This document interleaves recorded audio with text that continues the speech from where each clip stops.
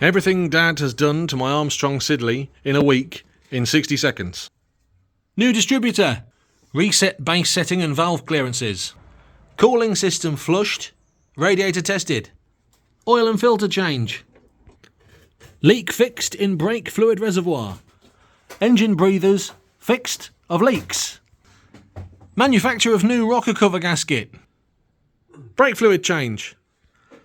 Unseizure of front brakes. New fan belt. Tidied up wiring to coil. Replaced brake pipe to master cylinder that was blocked. Removed terrible aftermarket dash accessories. Relays fitted for indicators. Diagnosed clock not working. It's knackered. Tidied up screws on number plate housing. New pinion seal. And finally, greased about 1 million grease nipples. Job done.